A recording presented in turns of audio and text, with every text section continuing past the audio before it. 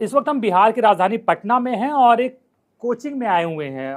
यहाँ पर प्रतियोगी परीक्षाओं की तैयारी कराई जाती है, यानी कि आईएएस पीसीएस बनाने के लिए यहाँ पर ये कोचिंग की व्यवस्था की गई है। और बड़ी बात यह है कि ये सभी वंचित समाज के बच्चे हैं, यानी कि ये कोचिंग अगर आपको करनी है तो 50,000 रुपए से लेकर 1 लाख रुपए तक खर्च करने पड़ते हैं। नॉर्मल कोई बहुत हाई फाई कोचिंग नहीं, जो ठीक ठाक एवरेज कोचिंग हो, लेकिन इन सबको यहाँ पर निःशुल्क शिक्षा दी जा रही है। ये अपने आप में एक बड़ी बात है और आप देख सकते हैं कि संख्या भी ठीक ठाक है और लड़कों से ज़्यादा तो लड़कियां ही दिख रही हैं यहाँ पर। तो इसका मतलब है कि शिक्षा को लेकर कितने जागरूक हैं बिहार में, ये बताने की जरूरत नहीं है। हालांकि लोग कहते हैं कि बिहार सबसे ज़्यादा मजदूर पैदा करता है, लेकिन अधिकारी भी पैदा करता है। लेकिन यहाँ तो सब कह रहे हैं कि बिहार का लोग खाली लोहा पीटने जाता है।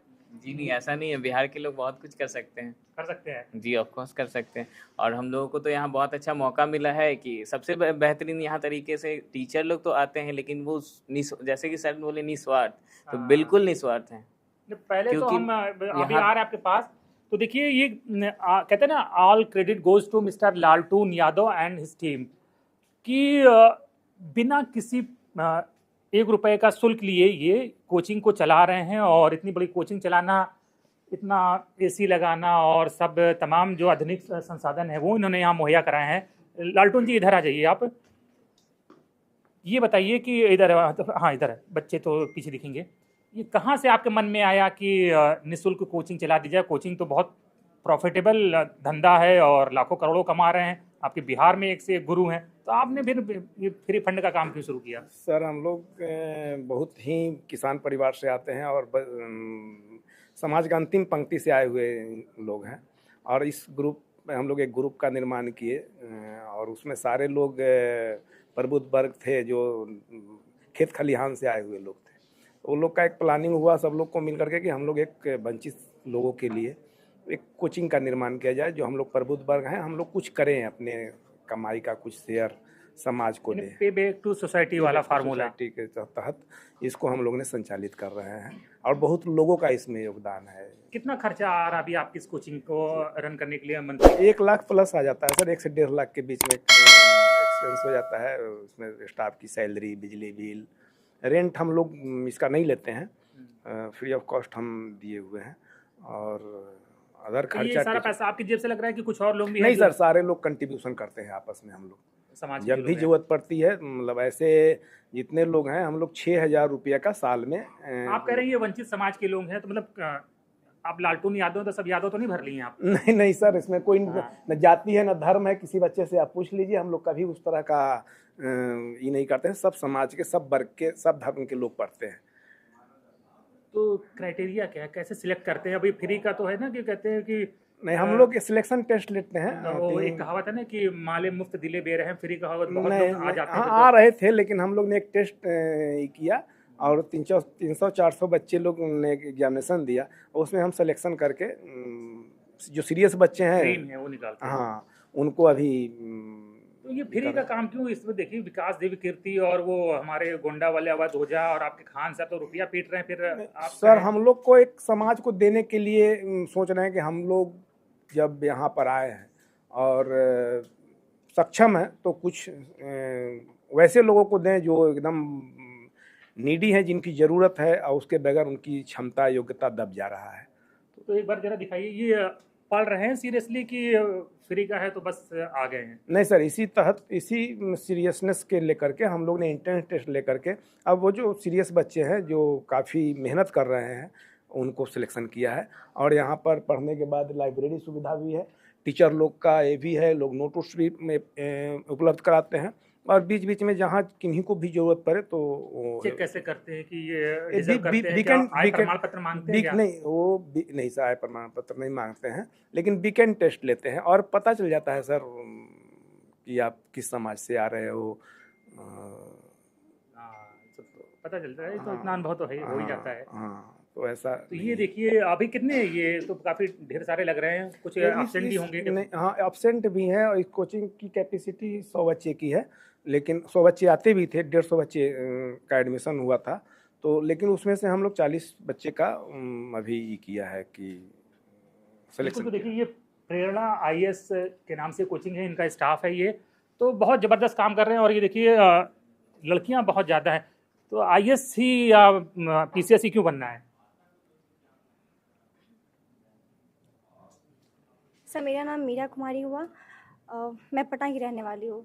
सर, आईएएस और पीसीएस का एग्ज़ाम हमें इसलिए पसंद है क्योंकि इसके लिए हम समाज को कुछ दे सकते हैं। और प्रेरणा आईएएस से हमने ये सीखा है कि अगर हमारे पास कुछ है तो हम समाज के लिए कुछ करें, इसीलिए हम लोग पीसीएस में ही जाना चाहते हैं। क्या करते हैं आपके पापा? मेरे पापा डॉक्टर है, होम्योपैथिक डॉक्टर है। चलती है दुकान की, दिन भर मरीज इंतजार करते हैं? नहीं चलती है। चलती है? हाँ। तो फीस दे के आपको पढ़ा सकते थे फिर कहीं? हाँ, पढ़ा सकते हैं। और मेरा मतलब पढ़ा सकते हैं, लेकिन जहाँ अगर अब दूर जाके बोरिंग रोड चाहे जहाँ चाहिए और इतना फीस लगा के मतलब कर सकते हैं, तो उससे बेटर यहाँ पे है। और जहाँ मतलब जो भी कोचिंग है दूर, मतलब खान सर या जो भी है, तो ये है कि एक तरह से क्लास चल रहा है और बैच चल रहा है, उसमें ये ध्यान नहीं दिया जाता है कि बच्चा क्या पढ़ रहे हैं, क्या कर रहे हैं। और यहाँ है कि मतलब अगर कुछ बाद में प्रॉब्लम भी है तो आप टीचर से डिस्कस कर सकते हैं। तो ऑनलाइन भी चलती। ये कोचिंग ना होती तो पढ़ पाती हैं आप किसी कोचिंग में? आपके पापा फीस दे पाते हैं? नहीं सर। हैं? नहीं।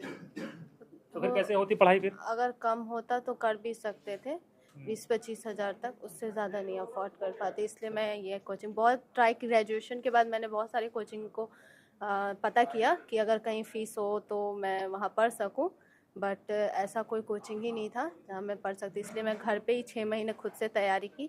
उसके बाद प्रेरणा के बारे में मुझे पता चला तो मैं यहाँ ज्वाइन की। कितना हेल्पफुल है इस तरह का कोचिंग? जाहिर बात है कि महंगी फीस अफोर्ड करना यहाँ बैठे अधिकतर लोगों के बस की नहीं है।